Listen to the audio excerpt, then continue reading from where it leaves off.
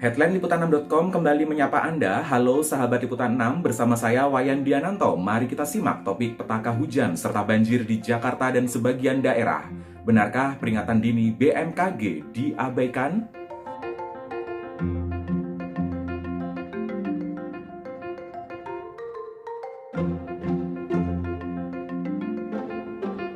Hujan mengguyur Jakarta dan sekitarnya, banjir tak terelakkan dan membuat tembok MTSN 19 Jakarta roboh. 3 siswa tewas. Badan Penanggulangan Bencana Daerah atau BPBD DKI Jakarta menyebut tembok roboh karena tak mampu menahan volume air yang meluap.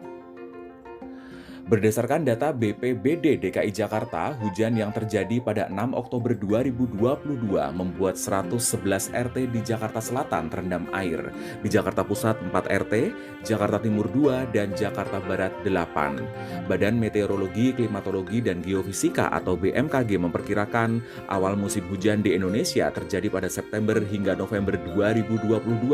Puncaknya diprediksi terjadi di Desember 2022 dan Januari 2023. Fenomena La Nina diperkirakan akan terus melemah dan netral pada Desember tahun ini hingga Januari tahun depan.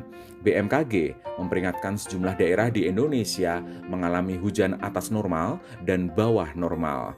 Perakiraan musim hujan yang dikeluarkan BMKG dapat dimanfaatkan stakeholder di pusat maupun daerah sebagai pedoman perencanaan kegiatan termasuk awal musim tanam dan antisipasi potensi kebencanaan, terutama di kawasan yang rentan banjir. DKI Jakarta sebenarnya sudah diberi peringatan dini. Kepala BMKG Dwi Korita Karnawati mencontohkan hujan yang terjadi pada 1 Oktober 2022. Kala itu, BMKG sudah memprediksi Jakarta, Banten, dan wilayah lain berpotensi hujan lebat disertai angin kencang dan petir.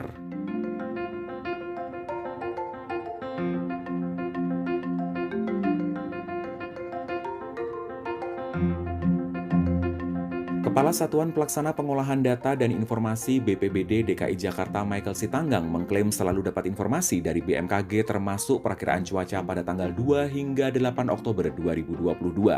Ia membantah tudingan fasilitas penanganan banjir di Jakarta tidak optimal. Beragam persiapan dilakukan BPBD DKI Jakarta dari menyiagakan personel hingga peralatan. Namun intensitas curah hujan pada 6 Oktober 2022 termasuk kategori ekstrim. Akibatnya, sejumlah kawasan tergenang. Berkaca pada kejadian tanggal 4 hingga 6 Oktober kemarin, sejumlah wilayah yang terus kebanjiran seperti Mampang, Cipete Utara, Pondok Labu, dan Pejaten Barat akan terus dipantau. Direktur Ruang Jakarta Center for Urban Studies Elisa Sutanujaya mengatakan sejumlah daerah di Jakarta yang langganan banjir ironisnya dijadikan pemukiman. Kemang misalnya. Dari dulu secara tata ruang, Kemang Jakarta Selatan lebih condong ke Wisma Taman yang artinya koefisien dasar bangunan rendah hanya sekitar 20 hingga 30%.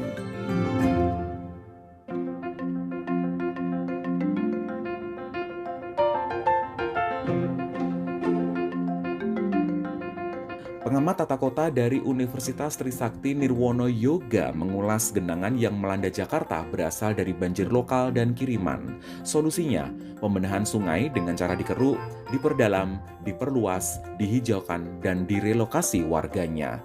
Banjir di Jakarta juga disorot wakil rakyat.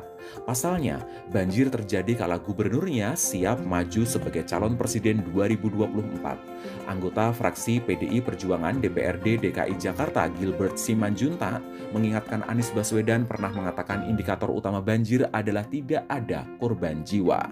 Faktanya, 3 siswa tewas akibat tembok MTSN 19 Jakarta roboh. Wakil Ketua Komisi D DPRD DKI Jakarta dari fraksi Partai Nasdem Nova Harifan Paloh mengatakan merespons banjir, Dinas Sumber Daya Air mencoba merefleksikan program 4 waduk 2 sungai. Nova membantah banjir Jakarta terkesan tidak diurusi karena masa jabatan gubernur segera berakhir. Program sumur resapan telah dieksekusi dan diuji beberapa perguruan tinggi dan para ahli. Namun ada kendala di lapangan yang membutuhkan kajian lebih dalam.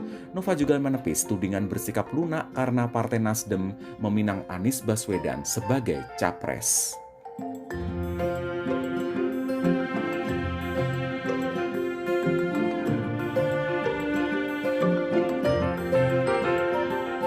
Sejumlah daerah di Indonesia bersiap menyambut musim hujan dan potensi bencana yang menyertainya.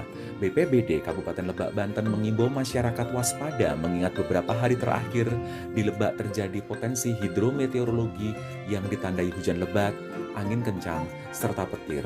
Sosialisasi pencegahan bencana kepada seluruh masyarakat terus dilakukan.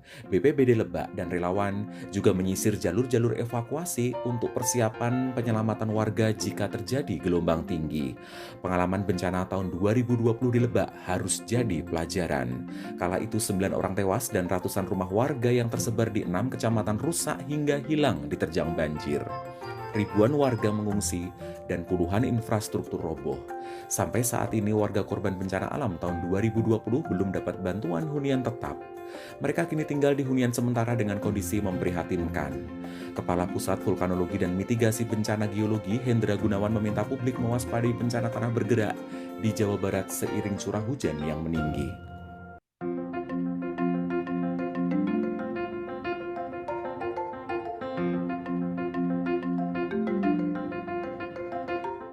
Demikian headline Liputan6.com, saya Wayan Diananto undur diri. Selamat bermalam minggu, sampai jumpa.